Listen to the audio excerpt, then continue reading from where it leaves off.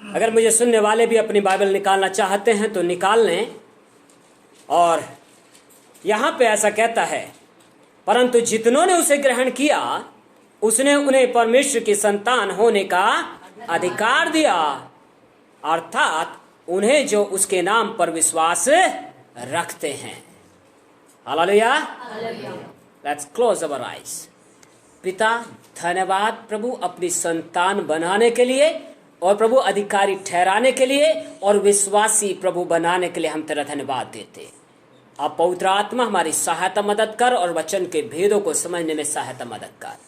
तेरा कब्जा हो जाए एक जीवन के ऊपर, हमारी समझ को खोल ताकि हम तेरी बातों को सुन सकें और अपने दिलों में लिख सकें। यीशु, धन्यवाद के साथ प्रार्थना उद्धार करता यीशु जी आपके नाम से मांगते, आमीन। प्रियो, अधिकार को मिलना या पाना अपने आप में क्या है? एक बड़ी बात है। किसी के जीवन पे अगर अधिकार आ गया, भाई या तो आपने किसी को अधिकार दे दिया, लेकिन या आपने कोई अधिकार प्राप्त कर लिया, ले लिया, इसमें दोनों में फर्क है, लेकिन एक बहुत बड़ी बात है।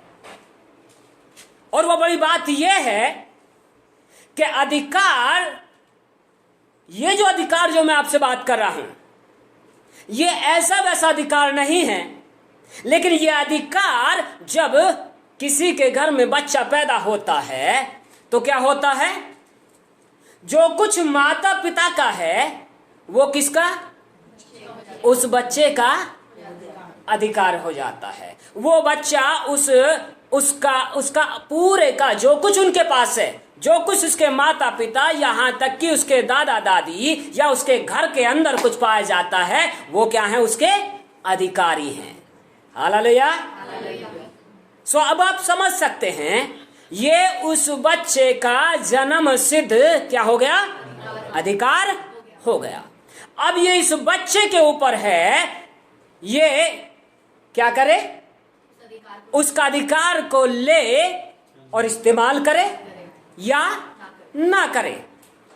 पर कभी कभी क्या होता है कि हम इस अधिकार को जब समझ नहीं पाते, जो औलाद, जो पुत्र पुत्रियां, जो संतान इस अधिकार को समझ नहीं पाते, वो अपने जीवन में दुखों को उठाते हैं, वो अपने जीवनों में सताए जाते हैं। उनको बाहर के लोग बरगलाएंगे और उनकी जिंदगियों को बर्बाद करते चले जाएंगे। इसलिए कई बार हम न्यूज़पेपर्स में, कई बार हम दूसरी जगहों पे पढ़ते हैं कि बच्चों ने क्या किया? अपने दादा के पैसे निकाले और 4 लाख रुपए खर्च कर दिए। एक बच्चा, एक पोता अपने दादा के पैसे निकाले और 4 लाख रुपए खर्च कर गया। ये अभी पिछले हफ्ते के न्यूज़पेपर में था। किसी ने अपने माँ बाप की दी गई प्रॉपर्टी को, जायदाद को क्या किया? उसको बर्बाद कर दिया। पर कुछ लोग ऐसे हैं जो उस प्रॉपर्टी को संभालते और बढ़ाते चले जाते हैं। कुछ ऐसे हैं जो उसको और बढ़ाते जाते हैं। यहां जो आज मैं आपसे बात करने जा रहा हूं, आपको एक अधिकार मिला है, और यह अधिकार ऐसा वैसा अधिकार नहीं है, लेकिन यह अधिकार आपको बनाता है, उस अधिकारी, उस बात का अधिकारी ठहरा देता है जो सर्वशक्तिमान परमेश्वर का चीजें पाई जाती हैं। और वचन कहता है, भजन संहिता 24 और भजन संहिता 115 भी इस बात का जिक्र करता है, जो कुछ स्वर्ग में है, जो कुछ पृथ्वी पर है, वो किसका है? परमेश्वर ही का है, यहोवा ही का है। और अब आप क्या बने? ये वचन कहता है, परंतु जितनों ने उसको ग्रहण किया उसने उन्हें परमेश्वर की संतान होने का अधिकारी ठहरा दिया है। आपने जब यीशु मसीह को उद्धारकर्ता के रूप में ग्रहण किया तो आपके जीवन के अंदर कौन सी बातें आई? सबसे पहला जो काम हुआ है, आप संतान ठहर गए सर्वशक्तिमान परमेश्वर के।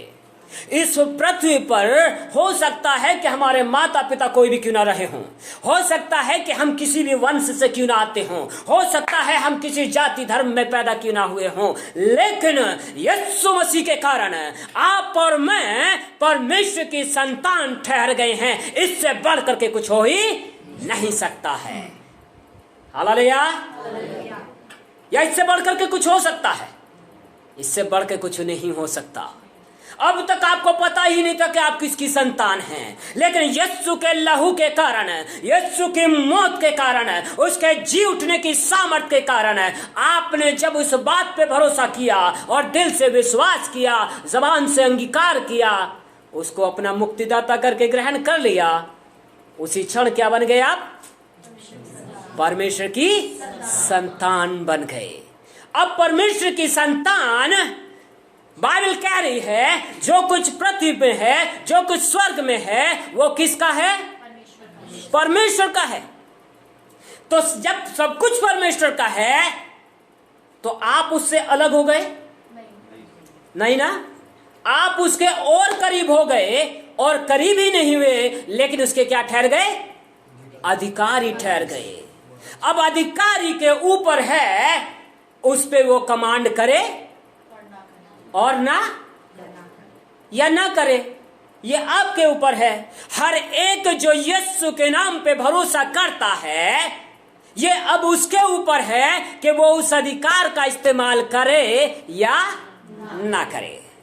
और मुझे आपको यही सीखना है, और इसलिए मैं कह रहा हूं, अगर अब तक आपने अपने जीवन में इस संतान होने के अधिकार को नहीं जाना है, नहीं पहचाना है कि ये केवल आप संतान ही नहीं बने, लेकिन आप अधिकारी भी ठहर गए, उसके पुत्र पुत्रियां ठहर गए, और जो कुछ परमेश्वर का है वो यीशु का है, और वो जो कुछ यीशु का है वो किसका है? आपका और मेरा है। हालेलुया।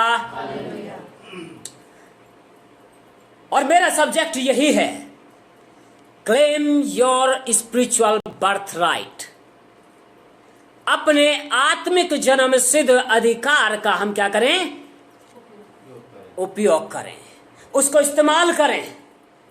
क्योंकि कई लोग जब सांसारिक जीवन में इस्तेमाल नहीं कर पाते अपने अधिकार का, कई लोग मसीह में आने के बाद भी अधिकार का इस्तेमाल नहीं कर पाते, क्योंकि उन्होंने अपने पुरखाओं के यहां नहीं जाना। उनका अधिकार क्या है? तो वो मसीह के घर में आने के बाद भी उस अधिकार को नहीं जान पाते हैं। लेकिन आज जो मैं आपको बता रहा हूं, प्रियो, आपको प्रभु यीशु मसीह ने चुना है कि आप परमेश्वर के घर के वारिस ठहर जाएं, आप परमेश्वर के घर के अधिकारी ठहर जाएं। हालेलुया। और अधिकारी कैसा होगा? अधिकारी कैसा होगा? सुस्त होगा, कमजोर होगा, अपने आप में बलहीन होगा, है ना, चीजें नहीं होंगी तो निराश होगा। कैसा होगा अधिकारी? और उसके अंदर क्या होगा? बोल्डनेस आएगी, हियाव आएगा, और कैसा रहेगा? वो फुर्तीला रहेगा। उसकी निगाहें चारों तरफ होनी चाहिए। कौन सी स्पिरिट्स मेरे घर के अंदर आ रही है, कौन सी बातें गलत चल रही है मेरे घर के अंदर, कौन सी ऐसी बातें हैं जो मेरे जीवन को तबाह करने के लिए आ रही हैं, या कौन सी ऐसी बातें हैं कि कलीसिया के अंदर के मेरे भाई बहन को तबाह करने के लिए आ रही है। वो अलर्ट होना चाहिए। अधिकारी ऐसे नहीं मिलता, पद ऐसे नहीं मिलता। पद मिला है उपयोग में लाने के लिए, पद मिला है उसको इस्तेमाल करने के लिए, पद मिला है ताकि हम वास्तव में पदाधिकारी ठहर जाएं। अर्थात उन्हें जो उसके नाम पर विश्वास करते हैं। यदि आपने अब तक नहीं किया है तो इस अधिकार का इस्तेमाल करें। पहली बात, अपने दिमाग से ये निकाल दें कि अब जो आप शैतान के गुलाम हैं। आप अपने दिमाग से ये निकाल दें कि अब भी आपके जीवन में किसी का अधिकार है। आप अपने जीवन से ये निकाल दें कि अब भी बीमारी का अधिकार आपके जीवन में है। आप अपने जीवन से ये निकाल दें कि आप गुलामी में अभी भी जीते हैं, कि या किसी अंधेरे में जब आप पहुंचते हैं तो आप डरते हैं। इस बात को निकाल दें अपने दिमाग से कि अब जो कुछ पृथ्वी में है, जो कुछ स्वर्ग में है, वो किसका है? परमेश्वर का है। और परमेश्वर कहाँ पे है? हमारे अंदर बसता है। और जब परमेश्वर आपके अंदर बसता है, जिधर आप चलोगे उधर उसकी रोशनी चलेगी। हालेलुया। तो डरो, अंधेरे से घबराए नहीं, कमजोरी से घबराए नहीं, बदहाली से घबराए नहीं, उस पे कमांड करें और उसको हुक्म देना सीखें। हालेलुया। उसको हुक्म देना सीखें। इसीलिए क्योंकि इस वचन के अनुसार आप और मैं परमेश्वर के राज के वारिस हैं। ठीक है, गलातियों की पत्री निकालें और देखिए वहां पे क्या लिखा हुआ है। और ये कहता है यीशु मसीह ने, आप सोचिए कि हमारे केवल विश्वास कर लेने भर से या आपके मुंह खोल देने से, यीशु मसीह को ग्रहण कर लेने से आप परमेश्वर की संतान ठहर गए। और दुष्ट यहीं पे लोगों को क्या करता है? बरगलाता है। वो दिमाग में फुसफुसाएगा, आपके कानों में फुसफुसाएगा, इससे कुछ नहीं होता है। लेकिन आपको जानना है परमेश्वर का वचन आपके विषय में क्या कहता है। और गलातियों 4 अध्याय और उसके 4 पद से 7 पद तक जब हम जाते हैं, है ना, बल्कि 5 पद तक ही हम इसको पढ़ लेंगे तो हमें समझ में आ जाएगा। और यहां कहता है, परंतु जब समय पूरा हुआ तो परमेश्वर ने अपने पुत्र को भेजा, जो स्त्री से जन्मा और व्यवस्था के अधीन उत्पन्न हुआ, ताकि व्यवस्था के अधीनों को मोल लेकर छुड़ा ले और हमको लेपालक होने का पद मिले। हमको लेपालक होने का पद मिले। लेपालक किसको कहते हैं? गोद लिया हुआ। और किसी को भी जब आप गोद लेते हैं तो ऐसे ही नहीं लिया जाता। कैसे लिया जाता है? आप कोर्ट में जाते हैं, सारे पेपर्स तैयार किए जाते हैं, ठीक है, कानूनी कार्रवाई की जाती है, और उस कानूनी कार्रवाई के बाद आप किसी को अडॉप्ट करते हैं, आप किसी को गोद लेते हैं। यीशु मसीह ने शैतान से क्या किया? एक मोल भाव किया, क्योंकि उसने अपना लहू दे करके उससे आपको खरीद लिया है। हालेलुया। शैतान का अब आपके जीवन पे कोई दाव न चलने पाए। प्रॉब्लम यही है कि जब लोग अपने संतान होने के अधिकार से अनभिज्ञ हैं, वह अज्ञानता में हैं, तो वहां पे दुष्ट क्या करता है? उनके विचारों में गड़बड़ी फैलाता है। उनके जीवन में न केवल दुष्ट लेकिन परिस्थितियां इतना जोर मारती हैं कि व्यक्ति अपने आप में ही धराशायी हो जाता है।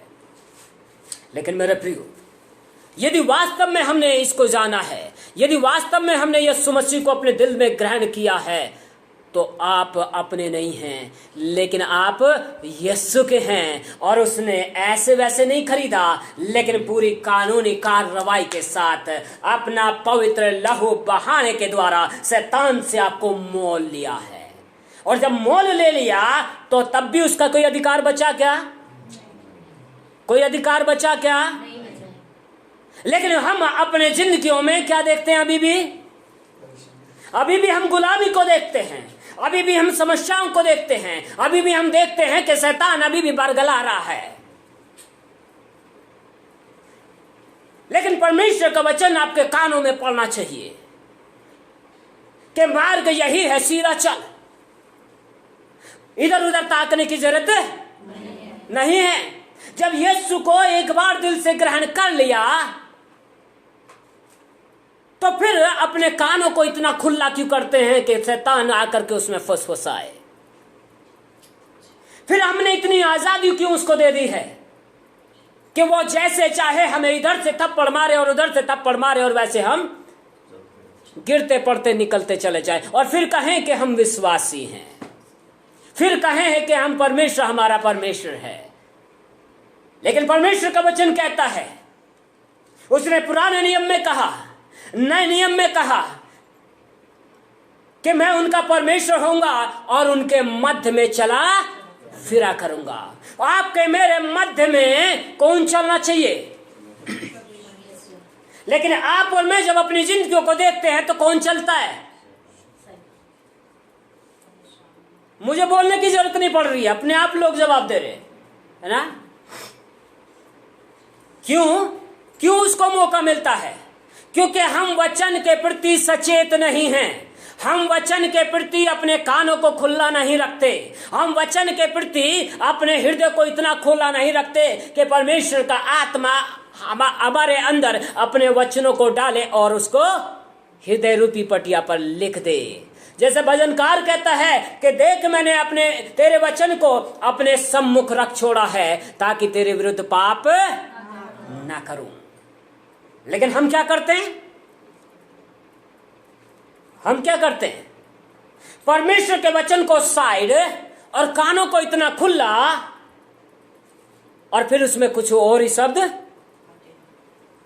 डांस करने लगते हैं, कुछ और ही शब्द गुनगुनाने लगते हैं, और जो कुछ कानों से जाएगा वो कहां जाके बसेगा? हृदय में बसेगा। और फिर क्या निकलेगा? वही आपके मुंह से निकलेगा।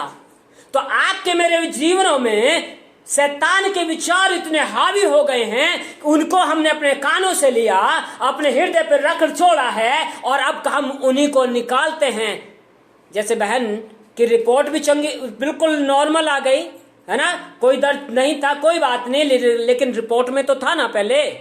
अब तो रिपोर्ट नॉर्मल आ गई, लेकिन उसके बावजूद क्या कह रही? रसोली है साहब। क्यों? शैतान ने दिमाग में घुसा दिया कि रसोली है, इतनी प्रार्थना से नहीं जाएगी। तूने बेशक यीशु को जान लिया, अभी भी चंगी नहीं हुई है, उसने दिमाग में डाल दिया, इसलिए हृदय में क्या बस गया? रसोली है साहब। दर्द तो नहीं होता पर है जरूर, है ना। अब वही बात मुंह से निकल रही है। इसलिए कानों को शैतान के लिए खुला बंद कर दो और यीशु की वाणी को अपने अंदर लेना शुरू करो और हृदय पटल पर लिख लो, और वही वचन क्या निकले? अब आपके मुख से निकले, मैं उसका हूं, वो मेरा है, क्योंकि उसने कहा है जिसने यीशु को ग्रहण कर लिया वो मेरी संतान बन गया। उसी ने तो कहा है अब मैं ना रहा, लेकिन मैं परमेश्वर की संतान बन गया। और जब संतान हूं तो बाइबल और क्या कहती है ना? चलिए, छठा पद कहता है, और तुम जो पुत्र हो इसलिए परमेश्वर ने अपने पुत्र के आत्मा को, ध्यान से सुनना जरा इसको, तुम जो पुत्र हो, आप कौन हैं? हम पुत्र और पुत्रियां हैं परमेश्वर के। लेकिन ये कहता है तुम जो पुत्र हो, इसलिए परमेश्वर ने अपने पुत्र को, पुत्र के आत्मा को, मतलब प्रभु यीशु मसीह के आत्मा को, जो है अब्बा, इसका मतलब क्या हो गया? पिता, है ना। हे अब्बा और हे पिता कहकर पुकारता है। आप और मैं अब अपनी आत्मा में नहीं, लेकिन किसकी आत्मा में आ गए? प्रभु यीशु मसीह की आत्मा अब आपके अंदर आ गई। अब आप ऐसे न रहे, लेकिन यीशु मसीह जब उसकी आत्मा आपके अंदर है तो वही परमेश्वर और यीशु मसीह के बीच का प्रेम, उसके पुत्र होने का अधिकार, उसके पुत्र और पुत्रिया होने का अधिकार अब न केवल यीशु मसीह के पास, लेकिन किसके पास आ गया? हमारे पास आ गया। सेम अथॉरिटी और वही प्रेम, वही अथॉरिटी, वही अधिकार, वही संतान होने की सारे क्या हैं? आशीषें। यीशु ने कहा मैं अपने आप से कुछ नहीं करता, जो कुछ मैं अपने पिता को करते देखता हूं वही मैं करता हूं। अब प्रॉब्लम यही है, जब परिवार में बच्चे लोग क्या करें, माँ बाप जैसे करते हैं वैसे ना करें, लेकिन वो करने लगे जो पड़ोसी करते हैं।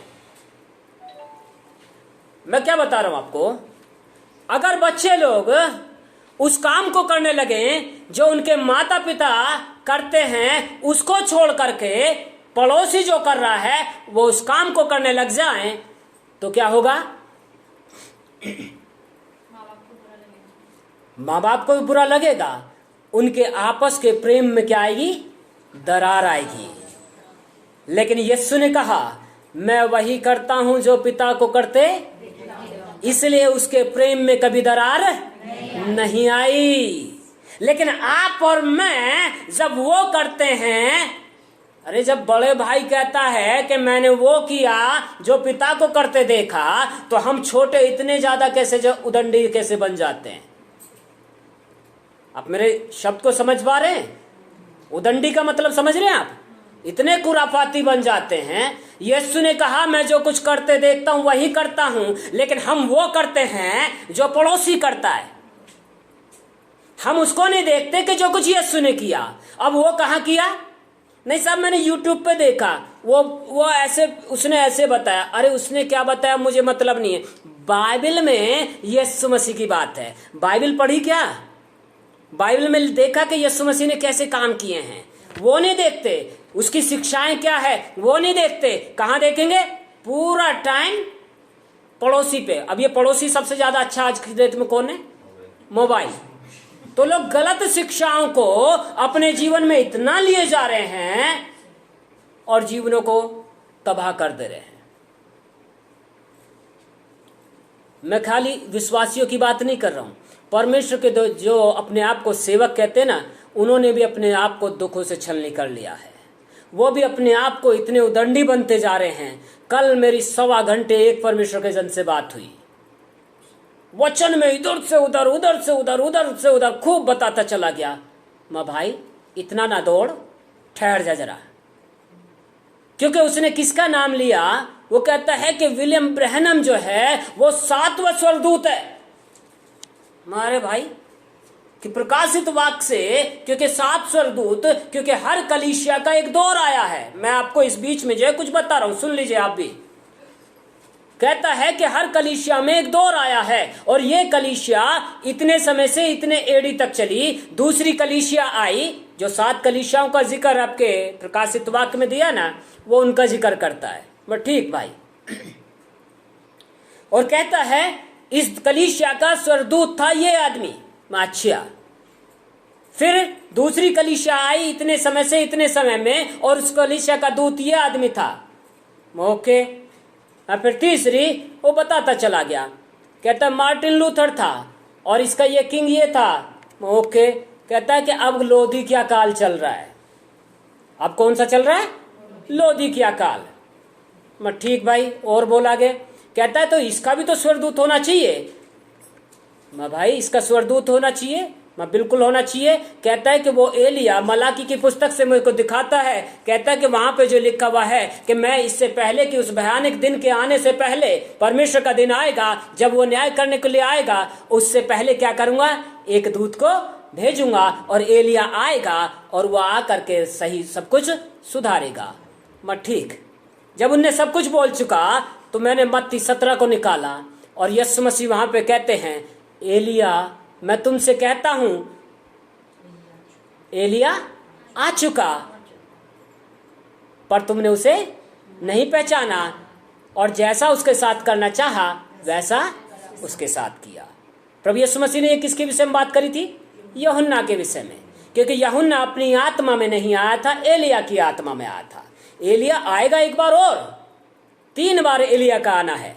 पहला आना वो खुद जब पृथ्वी पे था, दूसरा यूहन्ना के अंदर होके आया, तीसरा जब हनोक और एलिया आएंगे और सब कुछ 3 दिन उनकी लौट कहां पड़ी रहेगी? इस्राएल के चौराहों पे पड़ी रहेगी। ओके, वो तीसरा आगमन होगा और कोई भी व्यक्ति जिंदा परमेश्वर के राज्य में प्रवेश नहीं कर सकता। लेकिन एलिया हनोक अभी भी जिंदा है, इसलिए वो उनको आना है और मर करके तब जाना जरूरी है। ठीक है, लेकिन वो सशरीर गए हुए हैं, इसलिए वो क्या करेंगे?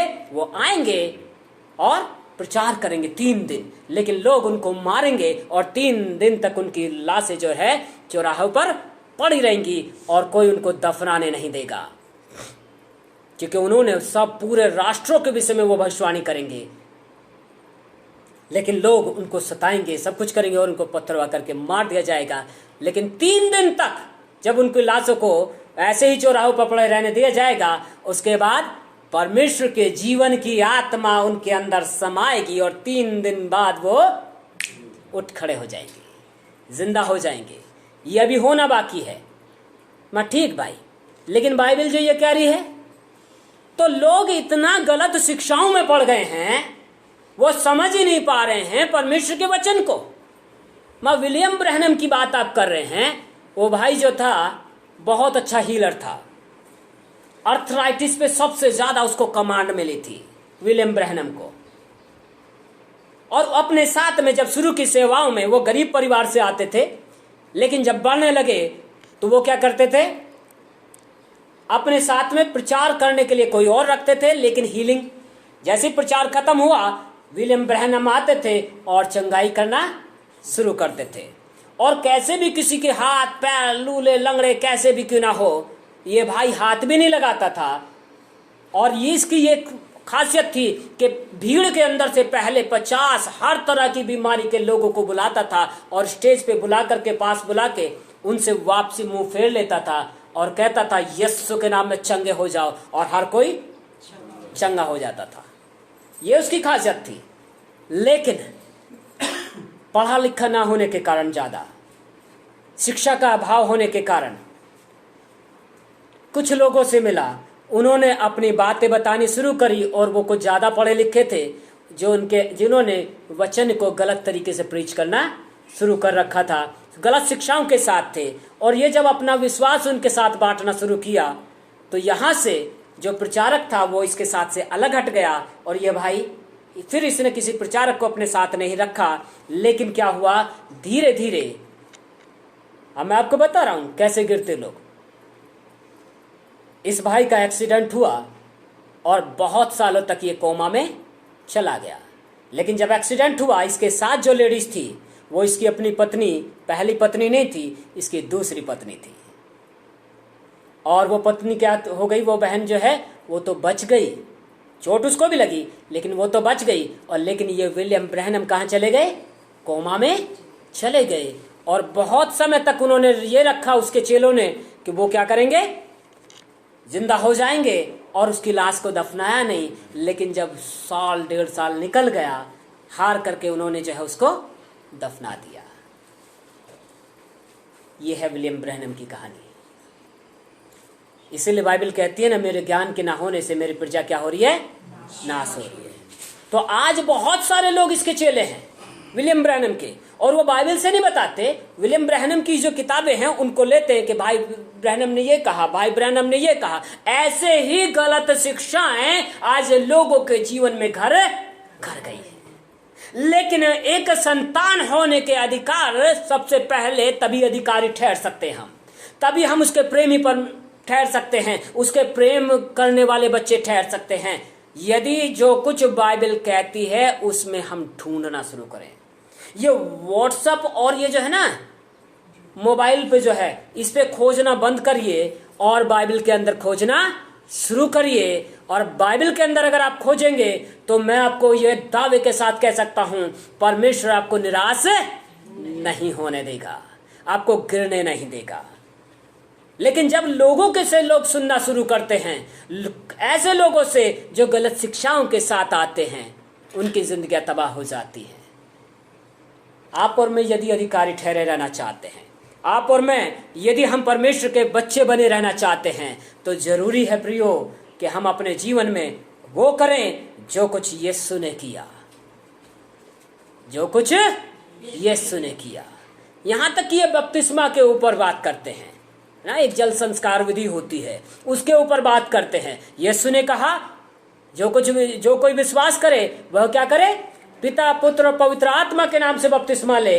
लेकिन ये लोग कहते हैं नहीं, सब यीशु के नाम में लेना है, क्योंकि वो तो उसकी उपाधियां थी, पवित्र आत्मा और परमेश्वर। तो पूरे त्रिएकता को ही क्या कर दिया, चेंज कर दिया।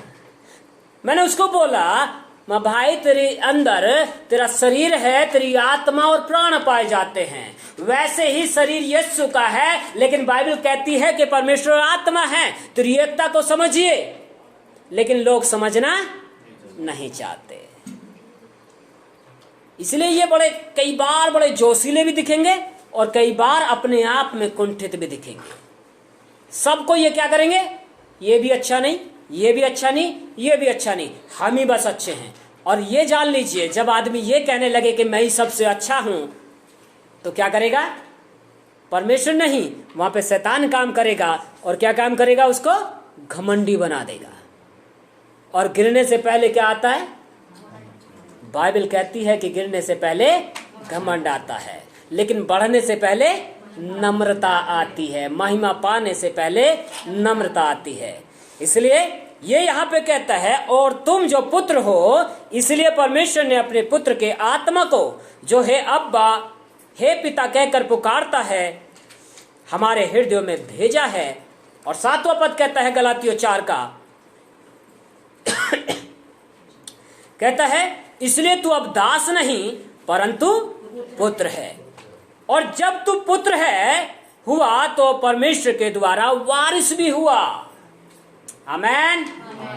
तो आप और मैं न केवल संतान ठहर गए, लेकिन उसके ही आत्मा, परमेश्वर प्रभु यीशु मसीह का आत्मा आपके हृदय में डाला गया है, जिसके द्वारा अब हम परमेश्वर का अपना पिता कह पाते हैं, जिसके द्वारा अब हम उसके जो भी कुछ उसका है उसको इस्तेमाल कर पाते हैं। और न केवल इतना, लेकिन कहता है कि अब तू दास न रहा, अब तू गुलाम नहीं है, ना पाप का गुलाम, ना बीमारी का गुलाम, ना शारीरिक अभिलाषाओं का गुलाम, ना दुष्टता का गुलाम, ना लालच का गुलाम, ना किसी और बात का गुलाम।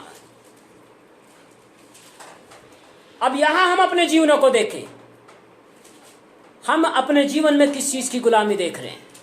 यदि हम गुलामी को देख रहे हैं तो आज हमें संभालने की जरूरत है, क्योंकि वचन कहता है अब तू दास नहीं परंतु पुत्र है। और पुत्र गुलाम नहीं होता प्रियो, पुत्र गुलाम नहीं होने के लिए बुलाया, पुत्र को पुत्र का अधिकार दिया गया है। इसलिए जब आप पुत्र हैं तो पुत्र की तरह एक्ट भी करना शुरू करें, पुत्र की तरह अपने जीवन को चलाना भी शुरू करें। आमेन।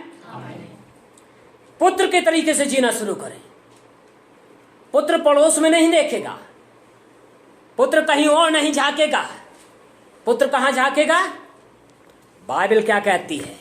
इस भाई ने जो बताया वो बाइबल में है भी या नहीं है, क्योंकि गलत शिक्षाएं आएंगी और क्या करेंगी, भरमाएंगी और गुलाम बनाते चले जाएंगी।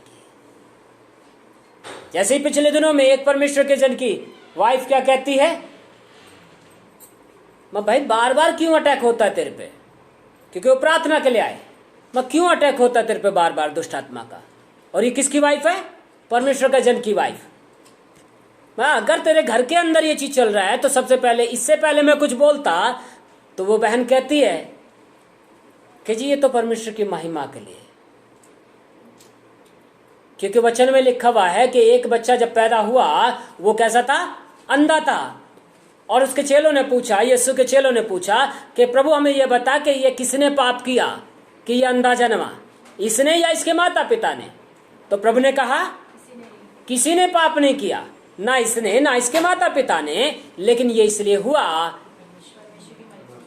ताकि परमेश्वर की, तो मेरे जीवन से भी परमेश्वर की महिमा हो।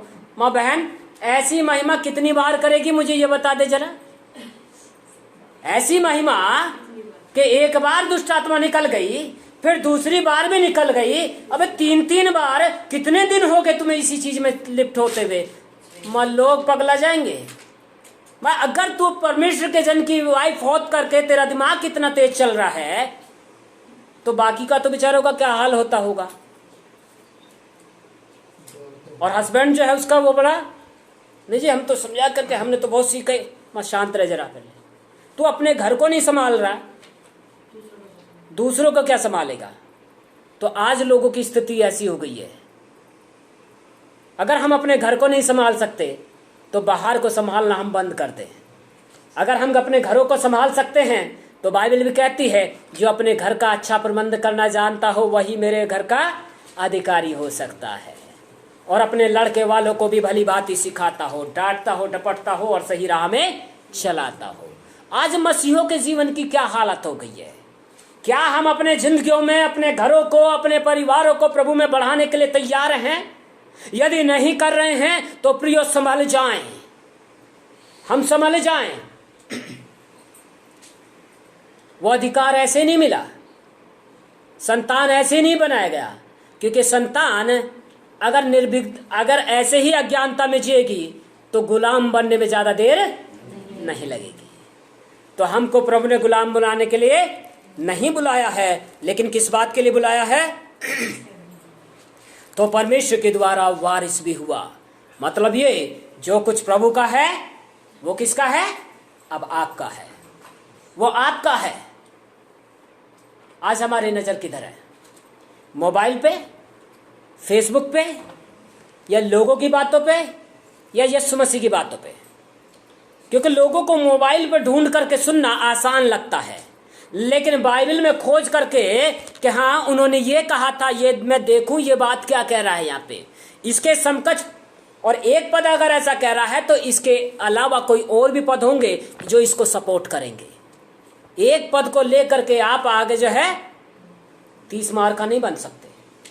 30 मार्क का बनने के लिए चाहिए आपको उसके आधार पे पुराना नियम भी बोले और नया नियम भी बोले, क्योंकि पुराना नियम जो है नए का छाया है, पूरा पूरा उसकी छाया प्रतिछाया वहां पे दिखती है। क्योंकि यीशु को छोड़ पूरे पुराने नियम और नए नियम में कुछ भी दिखाई नहीं देता है। उसी के विषय में बात करेगा। और तो और आजकल ऐसे भी आ गए हैं, मैं इसी बात को करके यहां पे समाप्त करूंगा। ऊपर लिखे रहेगा क्रिश्चियन हिंदी सॉन्ग, मसीह हिंदी सॉन्ग, और ये वो है प्रभु जो आने वाला था, जो मनुष्यों के बीच में रहता है, ऐसा करके उसमें होगा। और इस गीत को सुने और आप आशीषित हों, ऐसे करके लिखा रहेगा। और जब उसको आप सुनना शुरू करेंगे तो क्या निकलेगा उसमें? वहां पे एक शब्द आता है, यीशु मसीह को परमेश्वर ने भेजा, उसका बलिदान हुआ, पर वो बलिदान काफी नहीं था। ये वो कहते हैं, मैं नहीं कह रहा, ना मेरी बाइबल कह रही, ये लोग बोलते हैं, ये झूठी शिक्षा वाले। यीशु मसीह का बलिदान काफी नहीं था, इसलिए क्या किया? उसने मनुष्य रूप धारण करके फिर दोबारा से आया, और परमेश्वर को अभी बहुत कुछ करना बाकी है, क्योंकि पाप अभी जगत से गया नहीं है। लेकिन यहाँ पे हमने क्या पढ़ा? परंतु जितनों ने उसे ग्रहण किया, उसने उन्हें परमेश्वर की संतान होने का क्या कर दिया? अधिकार दे दिया। और न केवल इतना, लेकिन कुलुस्सियों कहता है, कुलुस्सियों की पत्री कहती है कि विधियों का वो लेख जो मेरे नाम पर और मेरे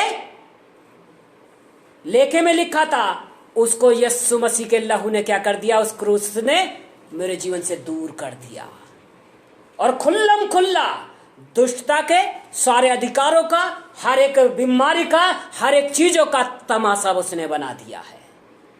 यीशु की मौत केवल मौत नहीं है प्रियो, यीशु की मौत आपके मेरे जीवन को न केवल संतान बनाने के लिए, लेकिन आपको मुझको आशीषों से, न केवल मुझको और आपको आशीषों से भरने के लिए, लेकिन परमेश्वर के पुत्र इस जगत में प्रकट हो जाने के लिए प्रभु ने ठहराया है।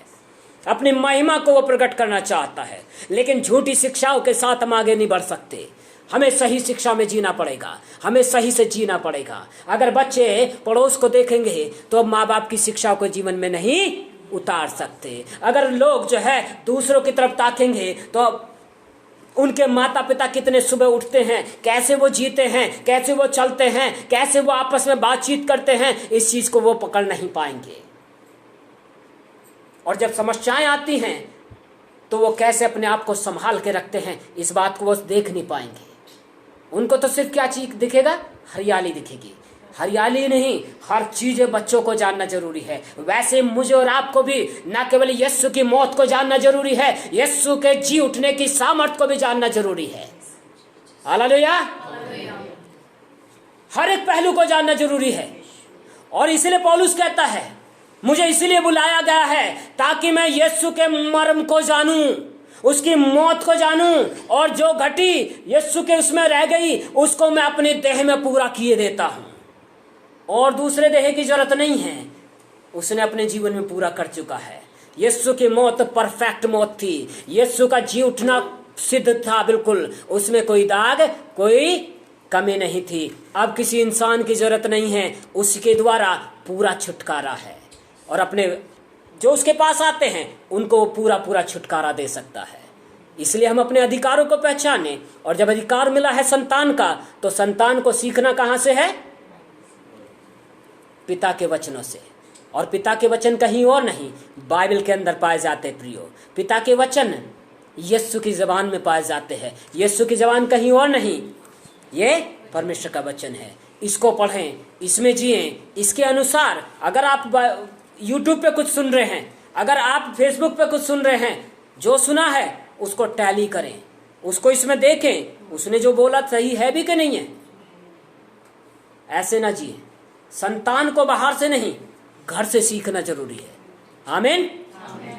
आइए क्यों ना हम आज निर्णय लें कि काश परमेश्वर ऐसे ही हमारे जीवनों को करे, और हम भटकने वाले ना हों, गुलामी में जीने वाले ना हों, लेकिन प्रभु के सामर्थ और उसके अभिषेक में बढ़ें। लेकिन कहां से? यीशु की मौत और उसके जी उठने की सामर्थ को देखते हुए। आमीन। आइए हम प्रार्थना करें। हमारे जीवन के उत्तम स्वामी प्रभु, हम आपके चरणों के सम्मुख आते, नमन करते परमेश्वर पिता कि तू हमारा परमेश्वर है, और जब तूने हमें अपनी संतान ठहरा लिया है, अपने प्रभु संगी वारिस ठहरा लिया है, अपने प्रभु परमेश्वर अपने घर के अधिकारी ठहरा लिया है पिता, और धन्यवाद कि तूने यीशु की आत्मा को हमारे अंदर डाल दिया है, जिसके द्वारा हम तुझे पिता हे अब्बा कह करके पुकारते हैं। आप प्रभु हमारे जीवन को अपने हाथों में ले ले। आप प्रभु हम जो परमेश्वर पिता यहाँ पे बैठे हैं, हर एक के जीवन के ऊपर तेरा कब्जा हो जाए, हर एक मेरे सुनने वाले भाई बहन के ऊपर तेरा कब्जा हो जाए। अब तेरी आत्मा हर एक के जीवन में ठहर जाए, ताकि प्रभु हर एक गलत शिक्षा से बचे रहें, लेकिन तेरी आत्मा में बलवंत होते चले जाए, तेरी आत्मा में प्रभु ज्वलंत होते चले जाए, और संतान होने के प्रभु राजा इस अधिकार का प्रभु लुत्फ उठा सके पिता। अब हमारी यही प्रार्थना है मेरे पिता। अब प्रार्थना करते कि पवित्र आत्मा एक एक जीवन पे कब्जा कर ले, सुनने वाले भाई बहन के ऊपर भी कब्जा कर ले, हर एक के जीवन पे तेरी छाया आ जाए, और ताकि प्रभु दुष्ट किसी भी रीति से बरगलाने न पाए, लेकिन हम केवल तुझको देखते हुए, तेरी मौत और तेरे जी उठने की सामर्थ को देखते हुए, तेरे वचन को देखते हुए हम आगे बढ़ते चले जाएं। अब सारा आदर महिमा आपको देते पिता।